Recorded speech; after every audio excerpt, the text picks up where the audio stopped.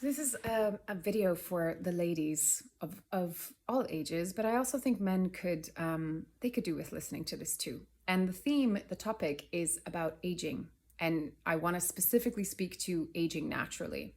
I've had this conversation with four of my girlfriends this week, and it's not the first time. It's definitely something that's come up. But being a woman in my 40s that is choosing to age naturally, I don't see very many examples around me of a woman that ages naturally. And unfortunately, when we look online and we look on social media and we look to films and that whole industry, I'm really looking forward to it coming down because it's a very bad example. There are very few examples of a woman that is aging naturally. And so when you as a woman, things start to change, right? You start to get more wrinkles, you start to get sags, you start to get the turkey gobbler neck, your boobs aren't as perky, just shit changes, right? Like that's nature. There's this feeling of like there's you're confronting this change that is not supported. And not only is it not supported, but women, I know men have their own version, but let's just call a spade and just say that women really are under such scrutiny and so much expectation because of product consumerism, the whole industry and selling that a woman is not enough and she's not beautiful enough and she needs to do 5 million things in the morning just to have her face wake up, right?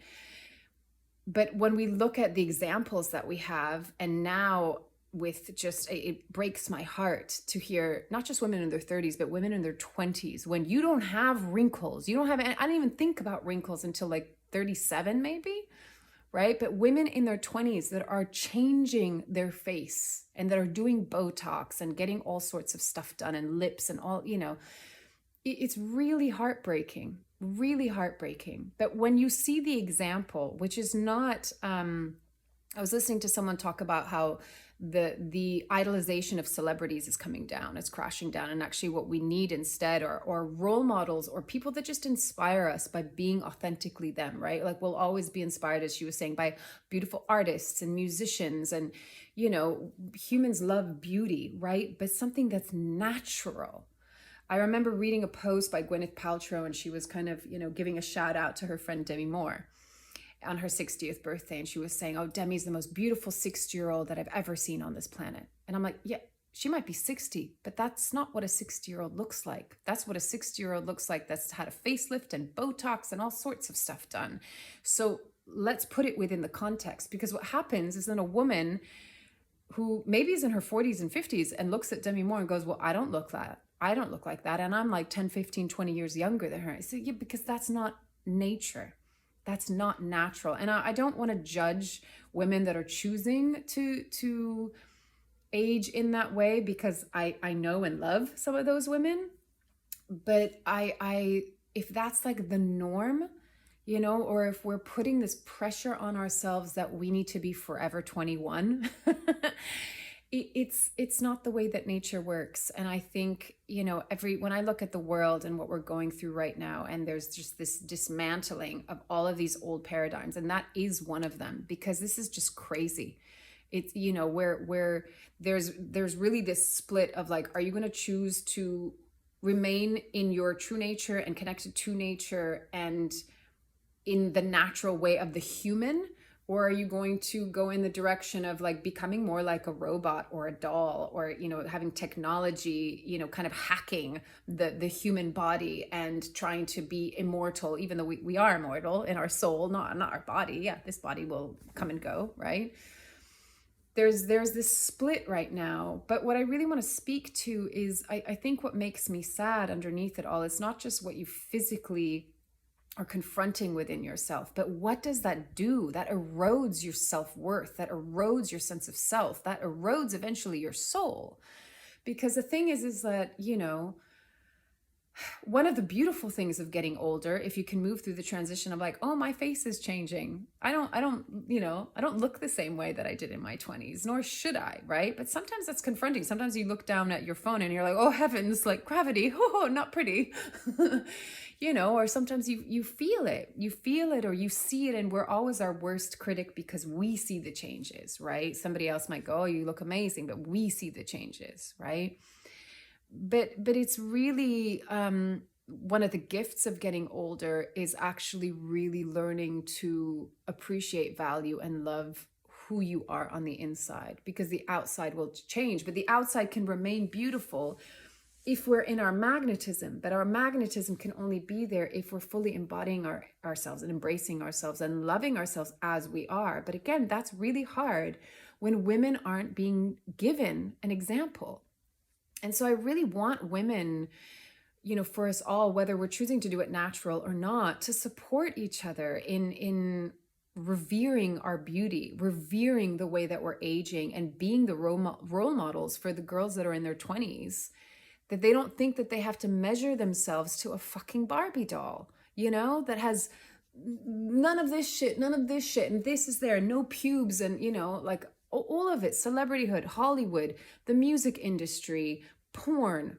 Don't even get me started on that. All of it is the false matrix. All of it is pulling you away from your soul.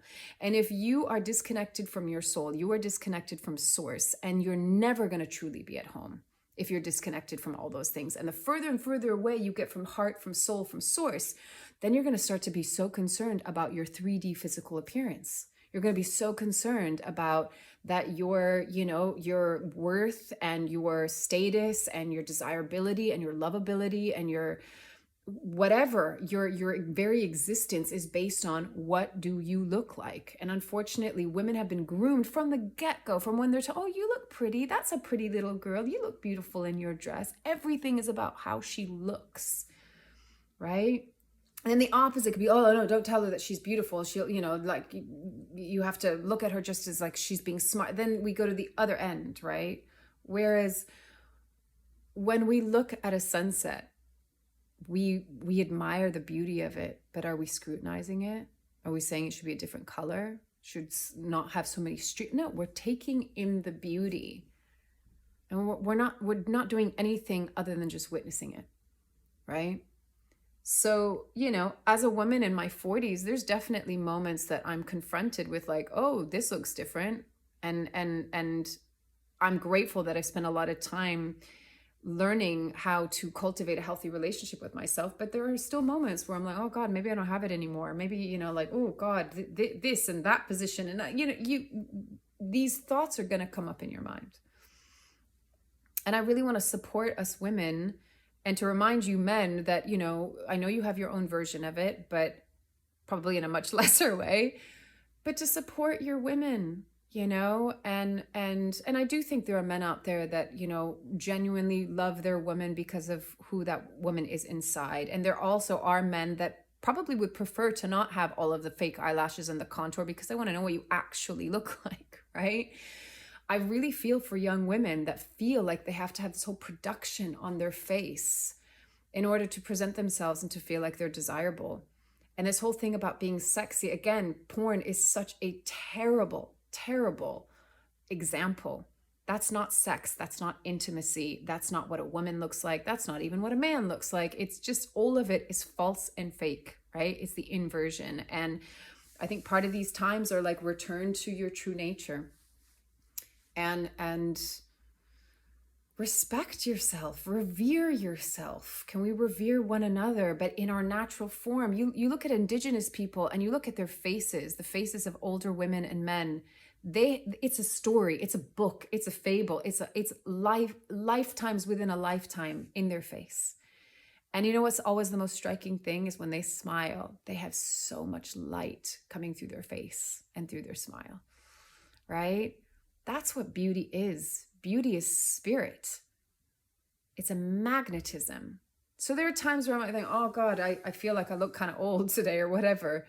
It's like I have to remember the embodiment of my spirit, of my soul, and a woman is naturally going to oscillate and fluctuate because, she's been so conditioned to believe and measure herself by what she looks like. And so it is confronting when things change. It really is. But I have this practice of looking at myself in the mirror in the morning before I've washed my face and everything, and I smile and I see all the wrinkles, and it's like, good morning, beautiful. We've got to remind ourselves, So I will always be a rebel. I will always go upstream to society. But this is just a message to say, most especially if you're a young woman, embrace who you are. Enjoy who you are in the moment, and know that your worth is not based on whether you have a wrinkle or not, you know? And I think bringing humor and just enjoying ourselves. I always think that, you know, a man finds a woman in her sexiest point when she's in her pleasure and she's enjoying herself and she's in her beauty, because of, again, it's like, you know, if you eat a chocolate cake and you're like, oh, this is so good. That's the, like, we're emitting pleasure. We're emitting joy. We're emitting beauty. That, again, the sunset, emitting beauty. It's not putting on makeup and being like, look at how beautiful and colorful I am. It just is. And that's what makes it so beautiful. If you were to see a screen of a sunset that's through a digital screen, wouldn't have the same beauty. And this is not to put down women that have made that choice, but as I have said, and I always will say, it's not so much the action, it's what motivates the action. If you're doing a skincare routine and all of this stuff and, you know, pumping things in because you feel I'm not good enough, I'm not beautiful enough, I'm not going to be loved, I'm not going to be accepted, all of these things driving it, that's an invitation to go inwards and see, where's my self-worth really lie. If you're doing skincare routines because you're like, you know what, this is my time to show myself self-love, self-care, I'm spending time with myself, I'm appreciating myself, I'm feeling into my beauty, I'm taking care of myself physically, emotionally, spiritually, psychologically, that's a very different motivation, right? So I don't know, for me, it's like, can we come back to what's natural? And it's not just because of how we look when we're natural, but because we're at home within ourselves when we don't feel like we have to be something that's actually not even human, right? And so celebrityhood and all of that stuff is going to come crashing down, because we don't need to idolize celebrities that are false. They're fake, right? They're not even real human in the way that they present themselves.